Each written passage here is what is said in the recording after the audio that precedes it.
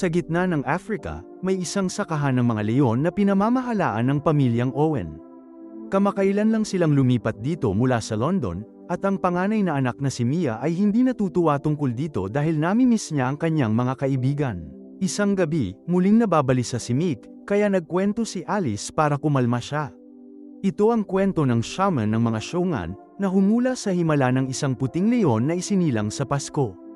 Ang ganitong himala ay talagang nangyayari nang dumating ang Pasko sa sambahayan ng mga Owen at si John ay dumating kasama ang isang puting anak ng leon na pinangalanan nilang Charlie. 1.5 milyon ang tsansa ng pagkakaroon ng puting leon, kaya malaki ang posibilidad na magkaroon si Charlie sa bukid para makaakit ng mas maraming turista, ngunit hindi rin siya pinansin ni Mia. Kalaunan, sinubukan ni Mia na makipag-video chat sa isang kaibigan mula sa England. Ngunit abala ito kaya hindi niya ito makasama ngayon, na ikinaiyak ni Mia. Lumapit si Charlie at sinubukang aliwin siya, at ngumiti nga si Mia nang sa wakas ay maglakas loob siyang haplasan ang maliit na leon. Ngunit itinanggi niyang nagustuhan niya ito nang asarin siya ni Mick para dito, nabagot na naman siya nang sinusubukan niyang mag-ensayo ng soccer sa labas at dumating si Charlie para nakawin ang bola niya, at biglang pumasok. Kinuha ni Mia si Charlie at dinala sa loob ng kanyang pamilya. Nagreklamo habang naglalakad at nagalit nang sinubukan ni John na ay distract siya gamit ang mga pancake na ginawa ng katulong na si Jody. Isang umaga, nakatulog si Mick habang pinapakain si Charlie, kaya naman ginulo na lang ng leon si Mia. Nag-alangan siya noong una, ngunit kalaunan, napanalunan siya ni Charlie at nang gampanan niya ang tungkuling pakainin ito, nagbuklod silang dalawa. Mula noon, nagsimulang makipaglaro sina Mia kina Charlie at Mick araw-araw. Pagdating ng ika-4 na buwang gulang na si Charlie, nad-obel na ang laki nito at naging matalik na kaibigan ni Mia. Natuto rin siyang sundin ng husto ang mga utos nito, at naging isang mahusay na sinanay na alagang hayop. Hindi maiwasang mapansin ni Alice na natutulog pa rin si Mia kasama si Charlie, kaya ipinaalala niya rito na malapit nang manatili ang leon sa labas. Magiging masyadong malaki ito para mapunta sa loob at, higit sa lahat, masyadong mapanganib. Isang gabi, nagbabasa si Mia gamit ang flashlight sa ilalim ng mga pabalat ng libro tungkol sa mga leon. May bumabagabag kay Charlie sa sitwasyon at sinimulan niyang kalmutin si Mia, ngunit hindi ito natakot, at alam niyang pagsubok lamang ito. Ang koneksyon na ito kay Charlie ang nagbigay inspirasyon kay Mia na simulan din ang pagbisita sa iba pang mga hayop sa bukid. Kaya nagsimula siyang sumama sa kanyang ama kapag lumalabas ito para sa kanyang pagpapakain. Sinamantala niya ang pagkakataong tanungin si John kung paano kumikita ang bukid, kaya ipinaliwanag niya na kapag handa na ang guest house, makukuha nila ang atensyon ng mga turista, filmmaker, at mananaliksi. Nagbebenta rin sila ng mga leon sa mga zoo at iba pang mga breeder. Pinagbawalan ni Mia si John na ibenta si Charlie, ngunit walang pakialam si John at ipinaalala sa kanya na ang leon ay palaging magiging mabangis, hindi kailanman magiging alagang hayop. Maya-maya, aalis si Mia ng 2 linggo para sa isang school trip, kaya kailangan ni Charlie na manatili sa kanyang kulungan. Sinundo siya ng isa sa mga empleyado sa bukid para dalhin doon, at kinamot siya ni Charlie bilang pagtutol. Gusto sanang manatili ni Mia at tumulong ngunit hindi siya maaaring mahuli, kaya gumamit ang empleyado ng kadena para hilahin si Charlie papasok sa kulungan kasama ang kanyang mga kaibigan. Habang nasa biyahe, labis na namimiss ni Mia ang kanyang leon at na-distract, hindi man lang nagbigay ng pansin sa laban ng soccer na kanyang kinabibilangan. Namimiss din niya ito. Ang klase ni Mia ay naglakbay upang iwanan ang bilangguan na nagpaisip kay Mia sa mga kulungan sa bukid. Dahil hindi niya matiis ang ideya na nakakulong si Charlie, nagpasya siyang tumakas mula sa kanyang mga guro, at mag-hitchhike pa uwi. Nang makatanggap si Alice ng tawag mula sa paaralan para ipaalam ang nangyari, nakabalik na si Mia, pinapakain at kinakantahan si Charlie.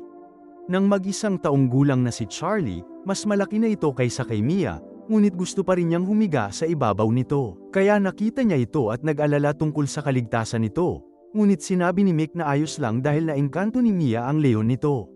Gayunpaman, ang mas malaking laki ni Charlie ay nagdudulot din ng problema. Ngayon ay maaari na niyang maabot ang hapagkainan at nakawin ang kanilang pagkain ng direkta mula sa mga mangkok.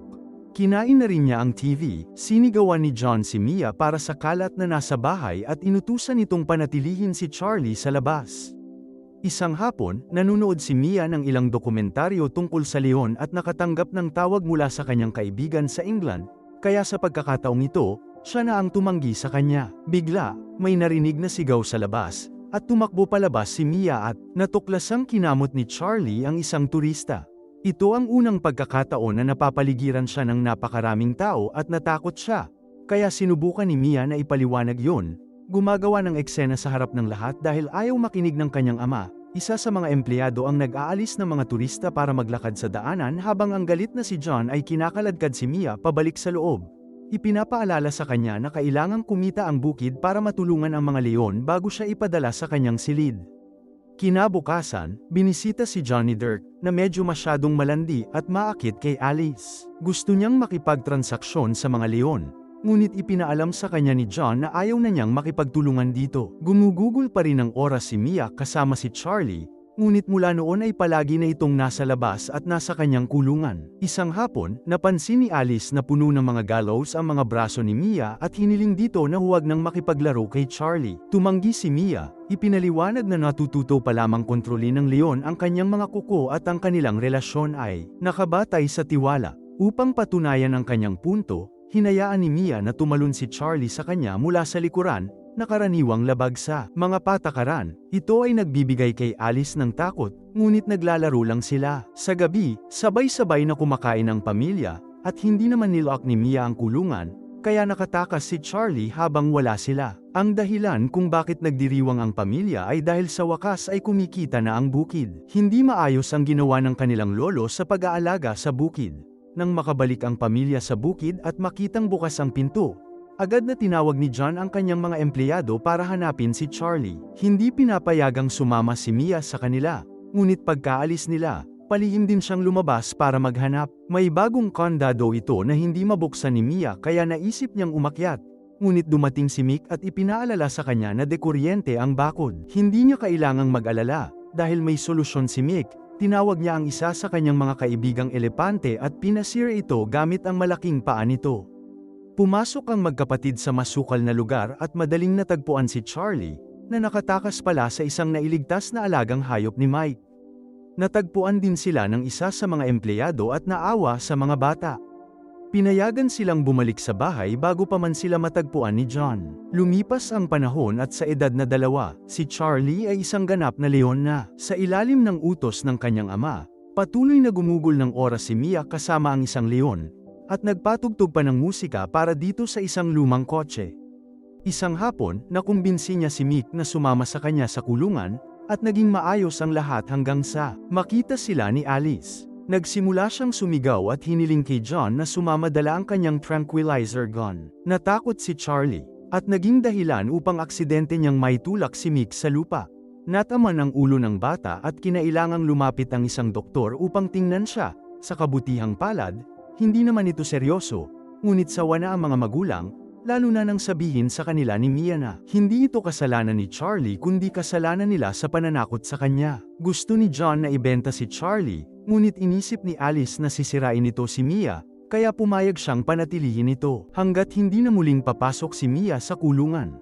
Pagkalipas ng isang taon, sina Alice at Mick ay babalik na mula sa therapy. Ngunit si Mick ay nasa mas masamang mood kaysa dati dahil pinalitan nila ang kanyang doktor. Gusto ni Mia na malaman ng higit pa tungkol sa pinagdadaanan ni Mick, ngunit tumanggi si Alice na ibahagi ito, kaya pumunta siya mismo kay Mick upang makita ito. Para gaman ng pakiramdam ni Mick, sinabi ni Mia sa kanya na hindi siya walang silbi at ipinaalala sa kanya kung gaano karaming mga hayop ang natulungan niya. Pagkatapos ay dinala siya sa labas upang ipakita ang kanyang sekreto. Pagpasok ni Mia sa kulungan, nakipaglaro si Charlie kay Charlie, na araw-araw niyang binibisita nang hindi inaawat ng kanyang ama. Sinabi ni Mia kay Mick na totoo ang kwento, may kakaiba sa mga puting leon, at balang araw ay magiging malaya sina Charlie at Mick. Para mapanatili ang alaalang ito sa kanya, ni-record ni Mick ang lahat gamit ang kanyang telepono. Nang gabing yun, nagtawanan ang magkapatid nang ang isa pa sa mga alagang hayop ni Mick ay nagpatakot kay Jody, sa pamamagitan ng paglitaw sa loob ng isa sa kanyang mga paso. Isa itong magandang sandali ng pamilya na gustong i-record ni John, kaya kinuha niya ang pagkakataon ni Mick para gawin ito. At aksidenteng natagpuan ang video ni Mia kasama si Charlie, dahil seryoso sa paglabag sa kanyang mga patakaran. Nagpasya si John na ibenta niya si Charlie sa unang bumili. Inilipat si Charlie sa ibang kulungan kasama ang iba pang mga mababangis na leon, at pinuntahan siya ni Mia upang mangakong ililigtas niya ito mamaya. Nakatulog siya sa bakod, kaya kinabukasan, nagising siya at nakita si John. At ang mga empleyado na dumarating sakay ng isang truck. Pinatulog nila ang isang babaeng leon upang ibenta, at sinamantala ni Mia ang pagkakataong umakyat sa ibabaw ng puno ng kahoy at sundan sila upang tuklasin kung saan dinadala ang mga leon. Nang makarating sila sa destinasyon, nandidiri si Mia nang malaman ang katotohanan sa likod ng mga bentang ito. Nagpapatakbo si Dirk ng isang negosyo kung saan maaaring magbayad ang mga turista para barilin ang isang leon sa isang ligtas na lugar at itago ang tropeo. Nahihiya rin si John na naroon, ngunit hindi siya pinayagan ni Dirk na magpakabait at ipinaalala sa kanya na negosyo niya ang nagpapahintulot kay John na panatilihin ang bukid. Dahil sa kawalan ng gaanong pagpipilian, nangako si John kay Dirk na dadalhin niya si Charlie sa loob ng 2 araw. Pag-uwi ni Mia, nagsaliksik siya sa internet at nalaman niya na ganito pala karaming santuaryo sa Africa ang legal na nagpapatakbo para mabuhay. Nagbebenta sila ng isa para makatipid ng 1 dosina. Ang kaalamang ginagawa ito ng kanyang ama ay bumabagabag sa kanya, at hindi niya ito matingnan sa mata habang kumakain, kaya't pinangunahan niya ito ng hindi kumakain. Pinuntahan siya ni Mick para tingnan at sinabi ni Mia ang totoo dahil siya lang ang makakausap niya. Napagpasyahan din niyang gusto niyang tumakas kasama si Charlie at dalhin ito sa Timavati Game Reserve, isang refugee para sa mga puting leon, at pumayag si Mick na tulungan siya. Mabilis niyang pinlano ang isang biyahe para kay Mia. Magkakaroon ng 2 araw sa pamamagitan ng kotse, pagkatapos ay kailangan niyang magpatuloy sa paglalakad ng 5 o 6 na araw. Kumuha si Mia ng pagkain hanggat maaari sa kanyang bag, at nagpasya si Mick na ibigay din sa kanya ang lahat ng kanyang ipon. Nakatakas si Mia habang natutulog ang lahat at natagpuan siya ni Jody, ngunit wala siya roon para pagalitan siya, naroon siya para tumulong. Ibinigay ni Jody kay Mia ang mga susi ng kulungan, kaya ngayon ay napalaya na niya si Charlie at makakatakas silang magkasama. Bago umalis, pinalaya rin niya ang ilang iba pang mga hayop. Sa ganitong paraan, pagkagising ng kanyang pamilya kinabukasan, ikinukulong sila sa loob hanggang sa dumating ang mga empleyado para tumulong, na nagbigay kay Mia ng kalamangan sa oras at distansya. Pagkabalik ng mga hayop sa kanilang mga kulungan, hinanap ni John si Mia gamit ang kanyang truck, at nagpadala si Mick ng mensahe kay Mia para babalaan siya. Ito ang bahagi ng plano, nang matagpuan sila ni John. Naaga ang atensyon niya ni Charlie, kaya nilapitan siya ni Mia mula sa likuran at ninakaw ang tranquilizer gun. Matapos siyang sigawan dahil sa kanyang mga kasinungalingan at kawalan ng determinasyon na baguhin ang mundo, pinatulog ni Mia ang kanyang ama gamit ang isang dart at ninakaw ang truck. Ngayon ay ligtas nang makakapaglakbay si Charlie sa likuran nang hindi nakikita. Nagpadala si Mia ng text kay Mick para ipaalam sa kanya ang lokasyon ni John upang mailigtas siya, at hindi nag-aksaya ng oras si John sa pagtawag sa pulisya. Kaya nang huminto si Mia sa isang gasolinahan para lagyan muli ng gasolina at bumili ng pagkain, kinailangan niyang lumabas agad bago pa mapansin ng clerk ang kanyang mukha sa balita. Naglagay din ng mga roadblock ang pulisya sa Newlands, kaya tinawagan ni Mick si Mia para babalaan siyang kailangan niyang bumaba sa highway. Dahil dito, biglaang lumiko si Mia sa kalsada para maiwasan ang mga pulis, at napunta sa gitna ng isang simpleng bayan. Nang muntik na siyang makatulog habang nagmamaneho, sinubukan ni Charlie na tingnan siya, at ang kanyang pagkadismaya ay nagdulot sa kanya ng pagkadismaya at hiniling sa leon na patayin na siya. Pinakalma siya ni Charlie gamit ang mabilis na pagkiskes ng kanyang paa, at pagkatapos ay nakatulog silang dalawa sa ibabaw ng truck habang pinapanood ang mga bituin. Samantala, nakatanggap si John ng tawag mula kay Dirk na nagtatanong kung nasaan si Charlie, kaya sinabi ni John sa kanya na hindi na ipinagbibili ang leon. Kinabukasan, dumating si Dirk sa bukid dahil nakita niya ang balita, kaya nagbanta siya. Nahahanapin muna si Charlie, dahil desperado siyang hindi siya maunang makarating doon, lalo na nang ipaalam sa kanya na ang pulisya ay binigyan ng pahintulot na bumaril. Isinama ni John sina Mick at Alice upang sumali sa paghahanap. Pagbalik kay Mia, tinapos niya ang bahagi ng pagmamaneho ng biyahe na may masamang balita. Ang mapa na kanyang ginagamit ay luma na, at ang lugar na dapat niyang tawirin ngayon ay nakuha na ng isang shopping mall. Dahil wala na siyang ibang pagpipilian, gumawa si Mia ng isang mapanganib na hakbang at inilabas si Charlie mula sa truck.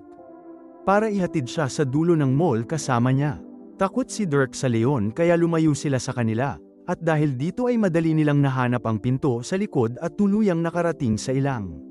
Masaya si Charlie na nasa ilang at nagsimula pang ang mangaso, na nagbigay daan kay Mia na mag-imbak ng ilang karne para mamaya. Matapos matulog si Mia ng isang gabi sa ibabaw ng puno, naabutan sila ni Dirk at sinubukang hulihin sila, ngunit inatake ni Charlie si Dirk at tinakat ang mga tour na gustong bumili sa kanya. Pagkatapos ng mga paroscope, dumating ang pamilya ni Mia, at inutusan ni John si Dirk na huwag nang magpakita muli. Nalito si Alice sa lahat ng ito kaya sa wakas ay inamin ni John na alam ni Mia ang tungkol sa pangangaso. Nagkaroon ng pagtatalo dahil ang aksidenteng pagkakita ng isang pinatay ang siyang nagdulot ng trauma kay Mick noong huling pagkakataon at dahilan para tumakas sila patungong London, kaya nangako si John na hindi na ito mauulit. Para mapigilan ang pagtatalo ng kanilang mga magulang, sinabi ni Mick sa kanila na dadalhin ni Mia si Charlie sa Siangan People's Reserve. Ang biyahe ay nagsimulang makaapekto kay Mia, na nasunog sa araw at naubusan ng mga baon. Nang sa wakas ay makarating sila sa Timavati, hindi na siya makagalaw, kaya kinailangan ni Charlie na tawirin ang huling bahagi ng mag-isa. Sa kasamaang palad, dumating din ang pamilya ng babae at ang mga pulis, at handa na silang bumaril. Habang nagsasalita ang kanyang anak na babae, nagpasya si John na gusto niyang baguhin ang mundo at inilagay ang kanyang sarili sa pagitan ni Charlie at ng mga pulis. Hinayaan ang leon na tumawid sa tulay at pumasok sa reserba kung saan legal siyang hindi masasaktan. Muling nakasama ni Mia ang kanyang pamilya, at makalipas ang ilang buwan, magkasama silang bumisita sa reserba upang panoorin si Charlie na masaya sa kanyang mga bagong silang na leon. Ang bilang ng mga leon sa Africa ay bumaba ng 70% sa nakalipas na 100 taon. Hindi sila itinuturing na isang endangered species, ngunit sa ganitong bilis, mawawala sila sa kalikasan sa loob ng 20 taon. Siguraduhing mag-subscribe at i-on ang mga notification para makapanood ka pa ng mga video na tulad nito. Salamat sa panunood!